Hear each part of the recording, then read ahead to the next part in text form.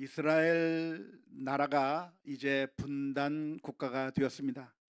사울 왕과 다윗 왕과 솔로몬의 왕 시절에는 하나의 나라였지만 르호보암 때에 가서 남쪽 유다 나라와 북쪽 이스라엘로 나누게 되었다고 하는 이야기까지 우리가 살펴보게 되었습니다. 기억이 나십니까? 감사합니다. 기억이 나셔서. 그런데 북쪽 이스라엘을 다스리게 된 여로보암 왕에게는 하나의 고민이 있었습니다. 그 고민이 무엇일까요? 북쪽 이스라엘 땅과 남쪽 유다로 이렇게 나누게 되었는데 예루살렘 성전이 북쪽 지방에 있었습니까? 남쪽 지방에 있었습니까?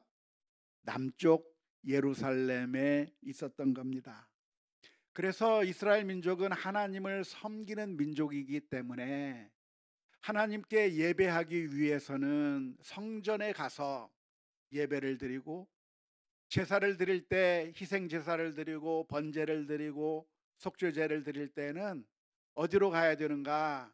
바로 남쪽 유다에게로 가서 예루살렘 성전에 가서 거기서 제사를 드려야만 한다는 것이, 이 사실이 여로보암 왕의 마음 가운데 굉장히 불편했습니다. 북쪽 이스라엘 사람들이 북쪽에서만 살면 좋을 텐데 그 이스라엘 사람들이 남쪽에 자꾸 왔다 갔다 하면서 그들의 마음이 빼앗겨 버릴 염려가 있었기 때문에 그런 것이죠. 열왕기상 12장 27절 말씀에 이렇게 기록하고 있습니다. 만일 이 백성이 예루살렘에 있는 여호와의 성전에 제사를 드리고자 하여 올라가면 이 백성의 마음이 유다 왕 그들의 주 르호보암에게로 돌아가서 나를 죽이고 유다의 왕 르호보암에게로 돌아가리로다 하고, 여로보암의 마음 가운데 이런 염려가 생기게 되었는데, 이런 염려, 이런 우려는 쓸데없는 기우에 불과한 것일까요? 어느 정도 일리가 있는 그런 염려라고 생각을 하십니까? 1번입니까? 2번입니까? 2번입니까? 그렇죠. 그렇습니다. 염려가 되는 게 당연한 것이죠. 안 보면 마음이 뺏길 일이 없는 거예요. 보지 않으면 지금 볼 때는 헤어질 때 막 울지만, 그런데 안 보면 잊혀지는 거란 말이죠. 그러니까 이스라엘 민족도 북쪽 이스라엘 땅에 살면서 자기들끼리 행복하고 자기들끼리만 지내면 아무 문제가 없는 겁니다. 하지만 이스라엘 민족이 항상 예루살렘 성전에 가서 제사를 드려야 되는 신앙의 특성상, 구약시대의 신앙의 특성상 반드시 예루살렘 성전에 가서 거기서 제사를 드려야 됐기 때문에 갔다 왔다 하면서 이야기들을 할 거 아닙니까? 남쪽 유다는 이렇게 좋더라, 제사 드리러 갔더니 유다는 이렇게 많이 발전했더라, 유다 왕 르호보암에 대한 이야기, 이런 이야기 저런 얘기 하면서 백성들의 마음이 르호보암에게로 돌아갈 것을 염려했다고 하는 것, 그것은 어쩌면 통치자로서 당연히 누구나 다 염려할 수밖에 없는 그런 문제라고 할 수가 있겠습니다. 바른 문제를 진단했다고 할 수가 있겠는데요. 하지만 그 문제를 해결하기 위한 대답을 여로보암이 내놓았는데, 모든 사람들이 대부분 다 그렇듯이 해답은 잘못된 해답을 제시하고 말았습니다. 우리들의 문제가 항상 이게 우리들의 문제인 것 같아요. 우리들의 문제는 무엇입니까? 진단을 잘못한다는 데 문제가 있는 게 아니에요. 대부분 문제의 진단을 잘 하고 있어요. 우리 가정에 이게 부족하다, 우리에게 이것이 부족하다, 이것이 없다, 이것이 안 된다.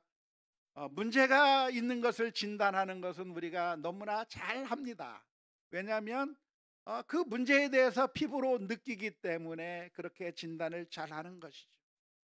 하지만 그 문제에 대한 해결책으로 내놓는 대답은 안타깝게도 해결책으로 내어놓는 게 아니라 문제를 더 악화시키고 전혀 문제를 해결하지 못하고 오히려 더 파국으로 치닫는 결과들을 대부분 다 내어놓는다고 하는 게 우리 인생의 문제라고 할 수가 있겠습니다. 여로보암 왕은 그런 점에 있어서 문제를 잘 진단했지만 잘못된 해답을 찾아 놓았습니다. 백성들의 마음이 유다의 왕에게로 돌아갈 수도 있을 것 같다고 하는 이런 염려가 생긴다고 한다면 어떤 대답을 내놓는 게 정상적인 대답이라고 할 수가 있겠습니까? 여러분들이 만일 여로보암 왕이라고 한다면 이런 상황 가운데서 어떤 대답을 내놓아야 마땅했다고 생각하십니까? 그것은 내가 좋은 왕이 되면 되는 겁니다.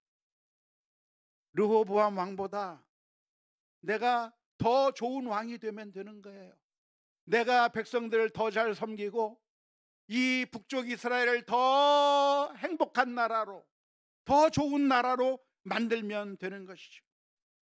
왕으로서 백성들의 눈물을 닦아주고 어려운 상황에 있는 사람들을 돌보아주고 억울한 일을 당한 사람들에게는 재판으로서 그 문제를 바르게 해결해주고 정말 진정으로 백성들을 위하는 정말 섬기는 왕의 모습을 보여주었다고 한다면 제사를 드리러 남쪽 유다로 간들 그게 무슨 상관이 있어요? 다른 나라에 먹을 것이 더 많은 게 그게 무슨 문제가 되겠어요?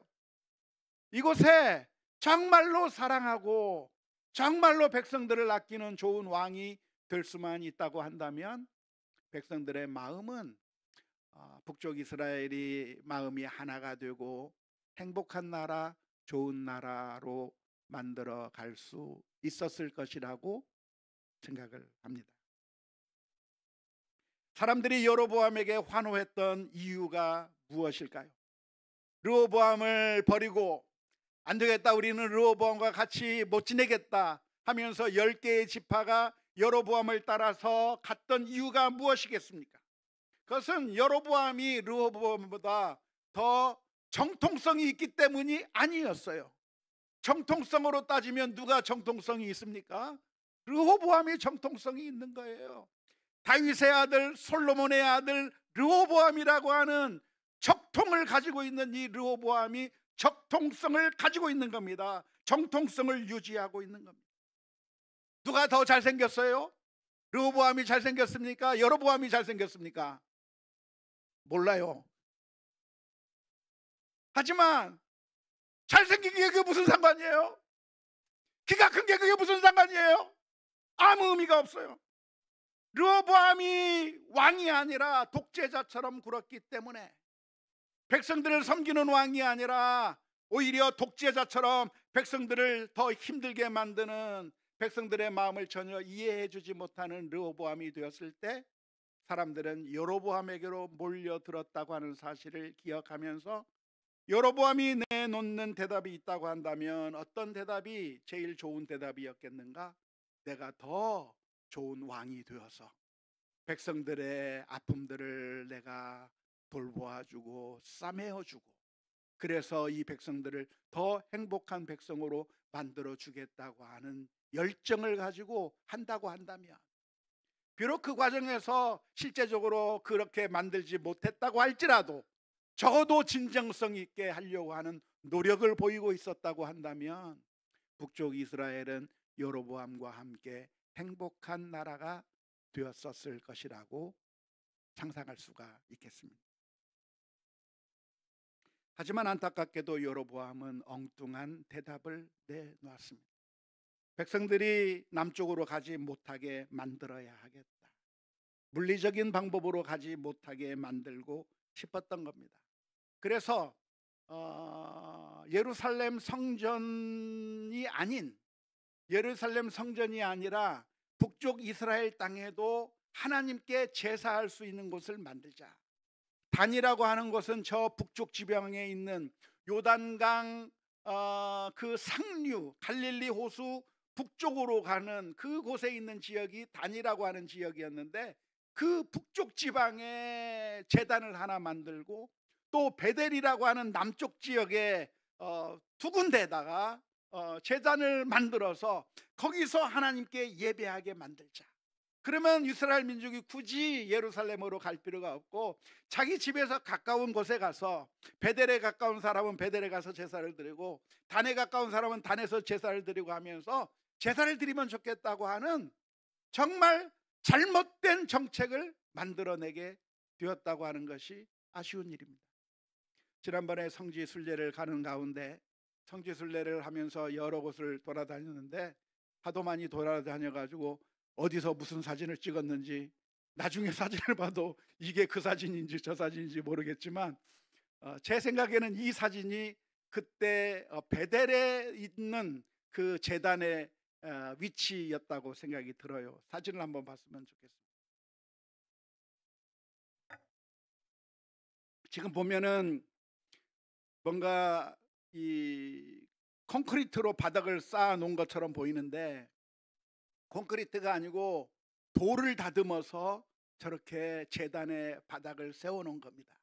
그리고 그 주변에 여러 것들을 만들어서 거기에 제단을 만들었는데요, 안타깝게도 그 위에 만들었던 제단은 없어져 버려서, 그래서 그 당시에 만들었을 법한 제단의 모형을 이렇게 철제로 만들어서 제단을 만들어 놓은 것이 보이나요?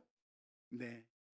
저는 그곳에 가면서 그 당시 이스라엘 사람들이 이곳에서 제사를 드리려고 했었던 그것을 생각해 보면서 성지 순례를 했던 기억이 나는데요, 이런 제단을 베델에도 만들어 놓고 단에도 만들어 놓아서, 그래서 이스라엘 민족들이 예루살렘으로 가지 못하게 만들었다고 하는 것이 아쉬운 것입니다. 어쩌면 이게 우리들의 모습인 것 같아요. 사울왕도 역시 마찬가지였습니다.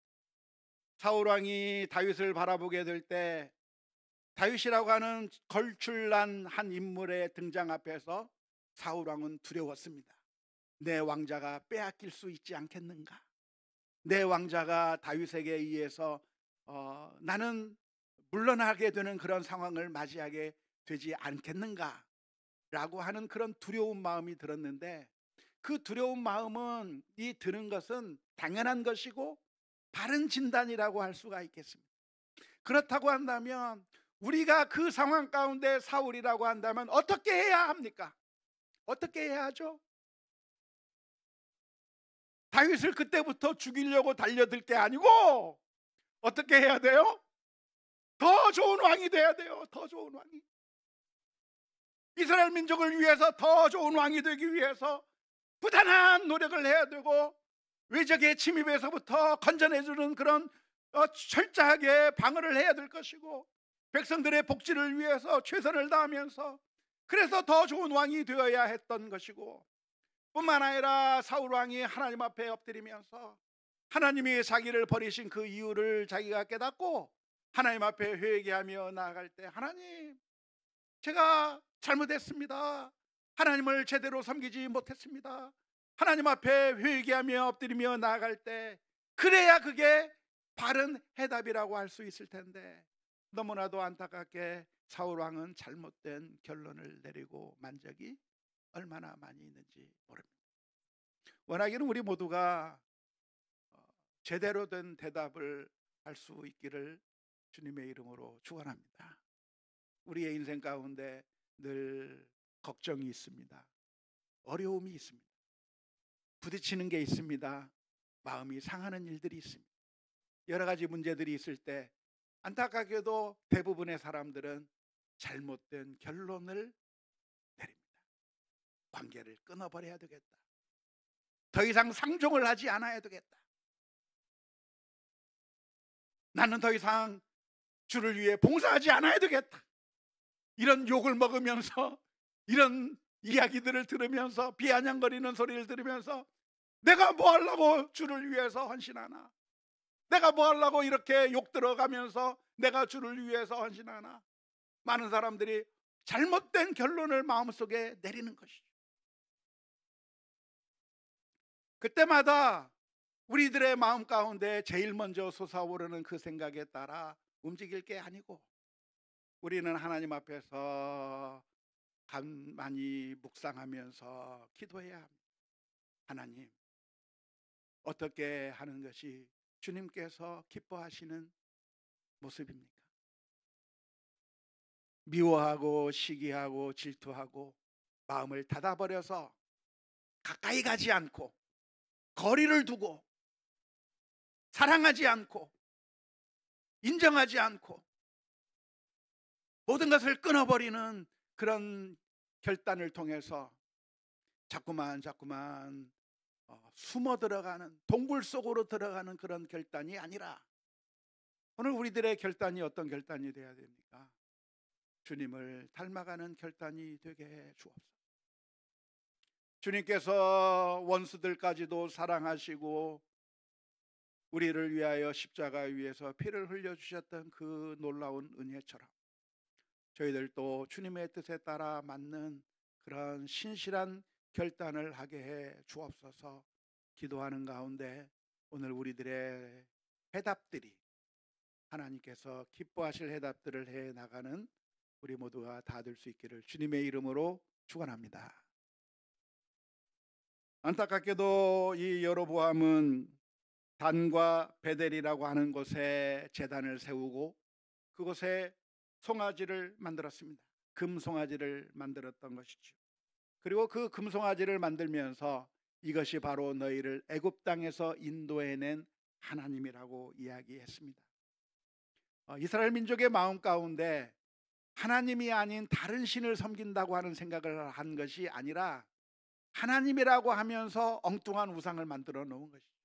우리가 하나님을 섬기는 것 같지만 사실은 하나님이 아닌 엉뚱한 우상들을 섬기는 일들이 참 많이 있는데요, 늘 이러한 방식으로 우리가 속아 넘어간다고 하는 사실을 기억하면서 우리의 믿음을 늘 재점검해 보아야 합니다. 안타깝게도 오늘날 하나님을 섬긴다고 해요. 하나님을 예배한다고 해요. 나는 예수님을 믿는다고 해요. 하지만 사실은 하나님을 섬기는 게 아니에요. 사실은 예수님을 믿는 게 아니에요. 사실은 돈을 섬기고 있고, 사실은 이데올로기를 섬기고 있고, 사실은 잘못된 자신의 생각을 섬기고 있고, 이 세상의 가치를 섬기고 있는 그런 잘못된 모습을 보이고 있는 경우가 얼마나 많은지 몰라요. 이스라엘 민족도 지금 이곳에서 금송아지 앞에 절을 하면서 무슨 생각을 했는가? 우리는 하나님을 섬기고 있고 우리를 애굽 땅에서 인도해낸 여호와 하나님을 섬긴다고 하는 마음으로 금송아지 앞에 엎드리고 있었는데, 오늘 우리들의 삶이 이와 비슷한 모습으로 속아 넘어가고 있는 것은 아닌지, 똑같은 크리스찬이라고 하는 이름을 가지고 있지만 그러나 사실은 하나님 앞에 바로 선 것이 아니라 이 세상의 우상 앞에 엎드리고 있는 그런 경우들이 너무나도 허다하기 때문에 오늘 저와 여러분들이 우리 자신의 모습을 날마다 하나님의 말씀에 비추어 보면서 우리 자신을 되돌아보아야 될 줄로 믿습니다. 안타까운 것은 베델이라고 하는 곳에 금송아지를 세운 것이죠. 베델이라고 하는 말이 무슨 뜻입니까? 베트는 집이란 얘기고 엘은 하나님이라고 하는 뜻이에요. 그래서 벳엘은 무슨 집이에요? 하나님의 집이에요. 벳는 집이고 레헴은 떡인데, 빵인데, 베들레헴은 그러니까 뭐예요? 빵집이에요. 아무튼 그 하나님의 집에 제단을 세웠다고 하는 것이 너무나도 아쉬운 일이죠.